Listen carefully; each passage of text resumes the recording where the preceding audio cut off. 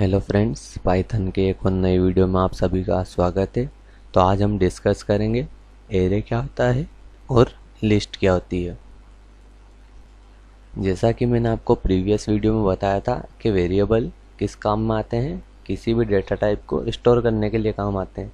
मान लीजिए आपका एक टास्क है, आपको 100 स्टूडेंट के रोल नंबर स्टोर करवाने हैं। तो आप क्या करेंगे? क्या आप 100 वेरिएबल डिक्लेयर करेंगे?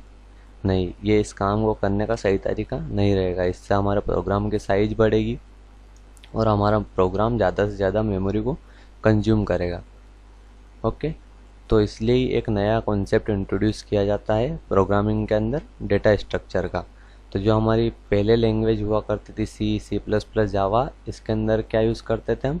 एरे का यूज़ करते थे। एरे क्या करता था? Array contain same type of data. मतलब जो एरे था वो कोई भी एक टाइप के डेटा को स्टोर करता था। जैसे मान लीजिए हम एक एरे बनाते हैं जिसका नाम है ए।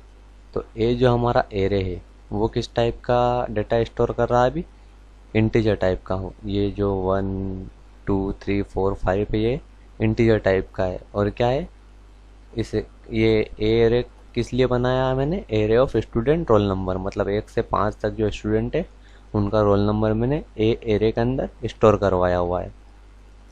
अब देखते हैं एरे ऑफ नेम। मान लीजिए मुझे स्टूडेंट के नेम स्टोर करवाने, तो मैंने ए नाम का फिर से एक एरे बनाया, उसके अंदर क्या स्टोर करवाया है? नेम स्टोर करवाए हैं। ये फर्स्ट नेम, ये सेकंड नेम और ये थर्ड नेम। ओके, तो इसी तरह से पाइथन के अंदर हम लिस्ट का यूज़ करते हैं डेटा टाइप्स को स्टोर करवाने के लिए। तो यहाँ पे जो हमारा एरे था वो सिर्फ सिमिलर टाइप के डेटा को स्टोर कर पा रहा था, चाहे वो इंट हो। तो अगर हम एक एरे बनाते हैं ए टाइप का और उसमें इंटीजर डाटा स्टोर करवाते हैं, तो सिर्फ वो इंटीजर डाटा को स्टोर करेगा। उसके अंदर हम दूसरे डाटा को फिर इंसर्ट या स्टोर नहीं कर सकते। उसके लिए फिर हमें एरर आएगा अगर हम ऐसा करते हैं तो। और जो हमारा लिस्ट है वो क्या है? List need not be homogeneous. मतलब इसका मतलब यही है कि लिस्ट के अंदर हम किसी भी टाइप के डेटा को स्टोर करवा सकते हैं। मान लीजिए मैं एक लिस्ट बनाता हूँ, उसके अंदर रखता हूँ इंटीजर वैल्यू 1 से लेके तो 5 तक, और फिर कोमा लगा के मैं स्ट्रिंग वैल्यू जो यहाँ लिखी है वो भी इस एरे का इसके अंदर मर्ज कर दूंगा। तो ऐसा बिल्कुल हम लिस्ट में कर सकते हैं, बाकी एरे में हम ऐसा नहीं कर सकते थे। तो ये लिस्ट का एक प्लस पॉइंट हुआ कि वो डिफरेंट टाइप ऑफ डेटा को स्टोर कर सकता है। अ सिंगल लिस्ट में contain data types like integer, string, float, object. ठीक है, तो ये आपको बता चुका हूँ डिफरेंट डिफरेंट डेटा टाइप को स्ट्रिंग स्टोर कर सकता है। ओके, और नेक्स्ट पॉइंट हमारा है लिस्ट आर म्यूटेबल। मतलब कि इसकी कोई साइज हम निर्धारित नहीं कर सकते। जैसे मान लीजिए मैंने यहाँ पे एक लिस्ट बनाई है जिसके अंदर 3 एलिमेंट है। पहले हम लिस्ट को क्रिएट करने का सिंटेक्स देख लेते हैं। लिस्ट कैसे क्रिएट होगी? पहले क्या लिखेंगे हम? लिस्ट का नाम लिखेंगे और फिर इक्वल टू ब्रैकेट लगाएंगे, स्क्वायर ब्रैकेट। तो ये लिस्ट क्रिएट होगी। और ये किस टाइप की लिस्ट क्रिएट हुई है? अभी ब्लैंक लिस्ट क्रिएट हुई है जिसके अंदर एक भी एलिमेंट नहीं है। मैंने एक ब्लैंक लिस्ट फिर एग्जांपल भी बताया। मैंने नेम नाम की कोई एक लिस्ट बनाई है और उसको ब्लैंक रखा, उसमें कोई भी नेम अभी स्टोर नहीं करवाया है मैंने।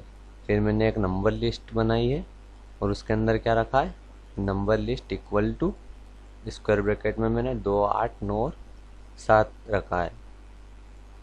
उसके बाद मैंने फिर से एक एग्जांपल लिया है, इसमें मैंने स्ट्रिंग लिस्ट को क्रिएट किया है। ए इक्वल टू, इसके अंदर स्ट्रिंग वैल्यू रखी है BCD। ठीक है, मैंने जैसा यहाँ बताया डिफरेंट डेटा टाइप स्टोर कर सकता है। तो मान लीजिए फॉर एग्जांपल मैं एक एरे क्रिएट करता हूँ, सॉरी मैं लिस्ट क्रिएट करूँगा। एल नाम रखता हूँ मैं अपनी लिस्ट का, और उसके अंदर मैं रखूँगा 1 2 3, और फिर मैं स्ट्रिंग वैल्यू भी इनपुट कराऊंगा। जैसे मैं रखता हूँ M, और फिर मैं जैसे कि फ्लोट वैल्यू भी रखना चाहूँगा 9.0। तो देखिए ये जो लिस्ट मैंने अभी क्रिएट की है, इस लिस्ट के अंदर मैंने कितने प्रकार के डेटा टाइप्स का यूज़ किया है। पहले तो मैंने इंटीजर को भी स्टोर करवाया है, फिर मैंने स्ट्रिंग को स्टोर करवाया है, फिर मैंने फ्लोट को स्टोर करवाया है। तो ये बिल्कुल चलेगा, इसके अंदर कोई भी एरर नहीं आएगा। तो चलिए हम अब चलते हैं अपने कोडिंग पार्ट पर और देखते हैं लिस्ट क्रिएट करना, लिस्ट में एलिमेंट को इंसर्ट कैसे करना है, उसके बाद लिस्ट को प्रिंट कैसे करना है। तो चलिए हम चलते हैं हमारे विजुअल स्टूडियो कोड पर। तो फर्स्टली हम क्या करेंगे, मैंने आपको जैसे ही बताया सिंटेक्स, हम लिखेंगे लिस्ट का नाम। मैं अपनी लिस्ट का नाम लिस्ट नेम ही रख लेता हूँ। लिस्ट नेम नाम की मैंने एक लिस्ट क्रिएट की है और अभी मैं इस लिस्ट के अंदर रखता हूँ 1 2 3 4 5, ठीक है। और हम सिंपली इस लिस्ट को प्रिंट करवाते हैं। प्रिंट लिस्ट नेम नाम की हमारी लिस्ट है, इसे हम प्रिंट करवाएंगे। देखते हैं आउटपुट क्या मिलता है हमें। देखिए जो हमारी सिंपली लिस्ट है वो प्रिंट हो चुकी है, 1 2 3 4 और 5। अब मान लीजिए मुझे लिस्ट का सिर्फ फर्स्ट एलिमेंट चाहिए, तो हमने जैसे कि स्ट्रिंग में इंडेक्सिंग की थी उसी प्रकार हम यहाँ पे भी इंडेक्सिंग से लिस्ट एलिमेंट को एक्सेस कर सकते हैं। हम क्या लगाएंगे, स्क्वायर ब्रैकेट लगाएंगे और मान लीजिए मुझे फर्स्ट एलिमेंट चाहिए तो मैं क्या लिखूँगा 0। लिस्ट नेम का 0 एलिमेंट मुझे प्रिंट करवाना है। तो ये देखिए इसने 1 प्रिंट कर दिया। सिमिलरली मान लीजिए मुझे फोर्थ एलिमेंट चाहिए, तो मैं लिस्ट 4 करता हूँ और फिर से इसे रन करता हूँ। तो देखिए मुझे फोर्थ एलिमेंट कौन सा मिला, 5। तो 0 पे क्या है, 1 है, 1 पे 2 है, 2 पे 3 है, 3 पे 4 है और फोर्थ इंडेक्स पे क्या है हमारा 5 है। तो ये तो हमने देखा कि लिस्ट को इंडेक्सिंग से कैसे एक्सेस करना है या लिस्ट को प्रिंट कैसे करना है। अब मान लीजिए मैं इसके अंदर एक नया एलिमेंट ऐड करना चाहता हूँ अपनी लिस्ट में, तो मैं क्या करूँगा, लिस्ट नेम लिखूँगा, हमारा जो भी लिस्ट का नाम है मैंने लिख दिया लिस्ट नेम। उसके बाद हम लिखेंगे डॉट और फिर फंक्शन का नाम है अपेंड। ये फंक्शन क्या करेगा, लिस्ट के लास्ट में एक किसी भी एलिमेंट को ऐड कर देगा। अब मान लीजिए मैं इसके अंदर 9 ऐड करना चाहता हूँ और फिर सिंपली प्रिंट करेंगे हम अपनी लिस्ट को। प्रिंट, पहले हम क्या करेंगे, हमारी ओरिजिनल लिस्ट को प्रिंट करवाएंगे।